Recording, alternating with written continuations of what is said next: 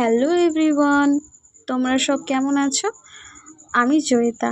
আর আজ আমি তোমাদের দেখাবো আমার দিদির বাড়ির গার্ডেনে কিছু সবজি হয়েছে। তো প্রথমেই আমি তোমাদের দেখাবো বেগুনগুলোকে। দেখো কত সুন্দর সুন্দর আর পুষ্টিকর বেগুন হয়েছে, তাই না? আর এইদিকে দেখো বাঁধাকপিও হয়েছে, অনেকগুলো বাঁধাকপি গাছও বসিয়েছে আমার দিদি।